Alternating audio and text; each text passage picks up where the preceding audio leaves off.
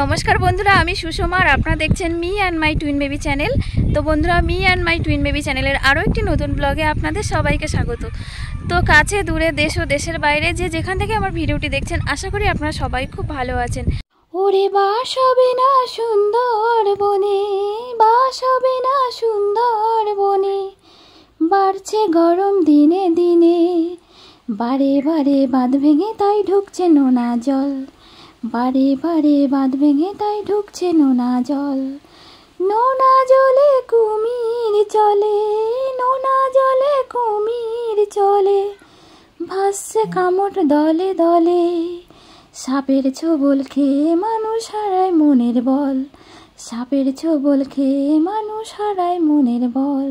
লুকিয়ে কাঁদে পায় না সারা, লুকিয়ে কাঁদে পায় না সারা, যাচ্ছে বেড়ে বিধবা পাড়া। মানুষ হয়ে দেখছে মানুষ বাড়ছে মনের খল, মানুষ হয়ে দেখছে মানুষ বাড়ছে মনের খল। ওরে বাস হবে না সুন্দর বনে, বাড়ছে গরম দিনে দিনে, বারে বারে বাঁধ ভেঙে তাই ঢুকছে নোনা জল, বারে বারে বাঁধ ভেঙে তাই ঢুকছে নোনা জল। তো বন্ধুরা, যে গানটা করলাম এই গানটা আমার বাবার লেখা।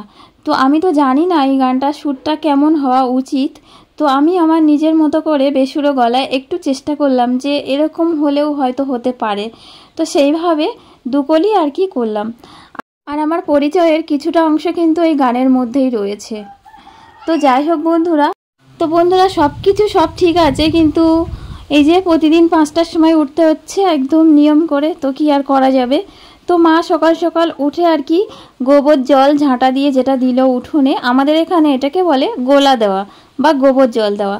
তো মা উঠোনে সব কিছু পরিষ্কার করে নিয়ে মা স্কুলে চলে এসেছে। আর মায়ের স্কুল কিন্তু একদম বাড়ির পাশে, একটা বাড়ি পর।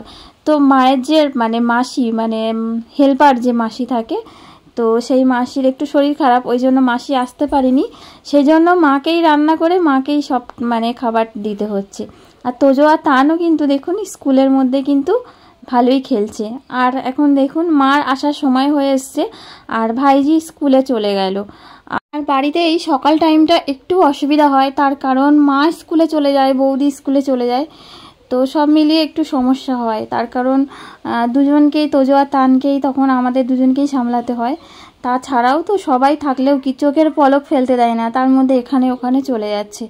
তো সেরকম পরিস্থিতির মধ্যে দিয়েও কিন্তু সবার পরিবারে যাওয়ার চেষ্টা করছি। আর কমেন্টে বেশি কিছু লিখতে পারছি না, তবে ফুল ওয়াচ করছি। আর এই আগামী রবিবার বাড়ি যাব, আর কোনো সমস্যা হবে না। তো বন্ধুরা, গতকাল আমি দেখাচ্ছিলাম যে এখানে মাটি আস্তে আস্তে মাটি ভিজছে, মোটরে জল তুলছে। আর আজকে দেখুন সব কাজ কমপ্লিট, দাদা আর বৌদি করেছে। এই যে দেখুন এই পুকুর থেকেই কিন্তু জল উঠছে, আর তারপরে আরও জল লাগবে, ওই জন্য সব রেডি করা আছে এখানে। তো বন্ধুরা দেখুন, দুদিন আগে পর্যন্ত এই জায়গাটা কিন্তু সবুজ ঘাসে ভরা ছিল, কিন্তু এখন দেখুন সম্পূর্ণ অন্যরকম হয়ে গেছে। তো যাই হোক বন্ধুরা, ভেবেছিলাম যখন বাপের বাড়ি যাব ঝমঝম করে একটু বৃষ্টি হবে, মাঠে জল হবে, একটু মাঠে ঘুরবো, কিন্তু সেটা তো আর হলো না। আস্তে আস্তে কিন্তু বাড়ি যাওয়ার সময় হয়ে এসছে, কিন্তু বৃষ্টির তো দেখা নেই। তো ওই যে যে জল দেখা যাচ্ছে তারপরে জায়গা আছে, ওখানে আমরা এখন বসছি। আর এই যে দেখুন, যেহেতু বীজতলা রেডি হয়ে গেছে, এবার ধান ভিজিয়ে দিয়েছিল, তো এখন ধান ভিজিয়ে আবার রাখা, আবার ভেজানো, যেটা আর কি করা হয় সেটাই এখন করছে দাদা আর বৌদি। তো আজকে যেহেতু প্রশ্ন উত্তরের ব্লগ, তো সেহেতু অন্য কিছু আর দেখাবো না।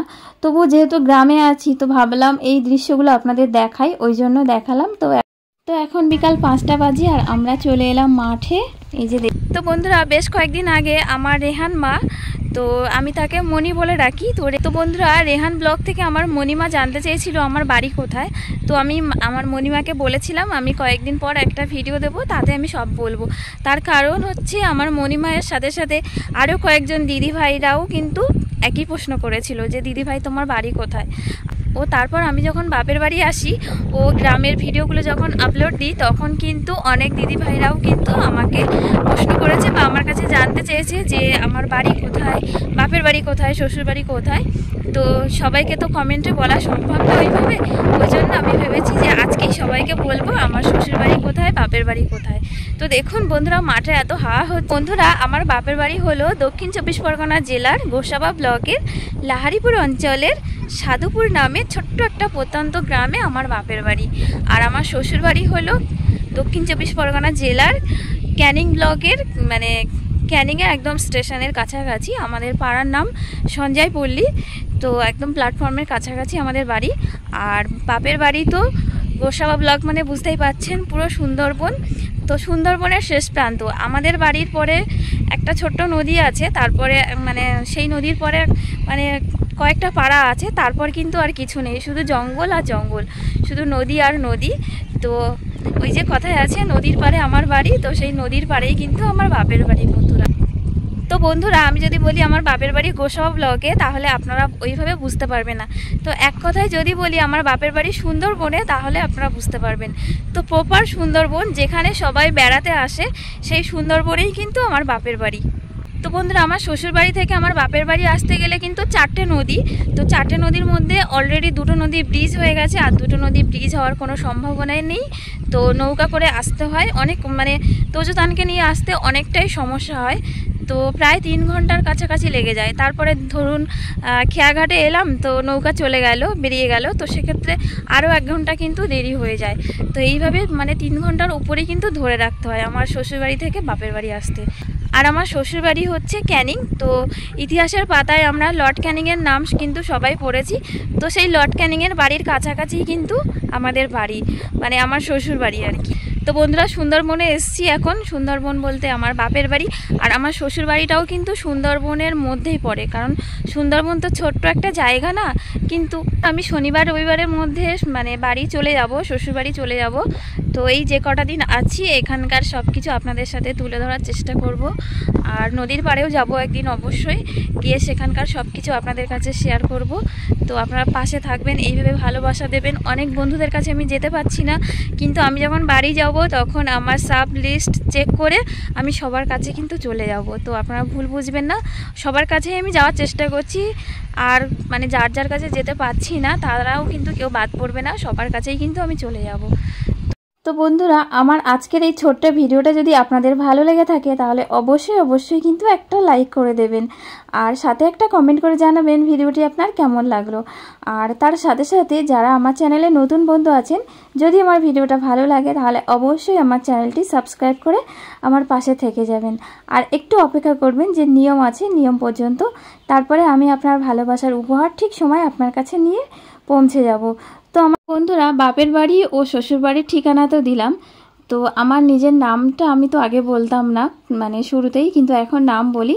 আর আমার নাম সুষমা, আর আমার টাইটেল হচ্ছে কর্মকার। বাপের বাড়ির টাইটেল সরকার, তো সুষমা সরকার কর্মকার। তো বন্ধুরা, এতক্ষণ আমার সাথে থাকার জন্য আপনাদেরকে অনেক অনেক ধন্যবাদ। সবাই খুব ভালো থাকুন, সুস্থ থাকুন। দেখা হচ্ছে আগামীকাল, নতুন ব্লগ নিয়ে আসছি। তো সবাইকে আজকের মতো টাটা।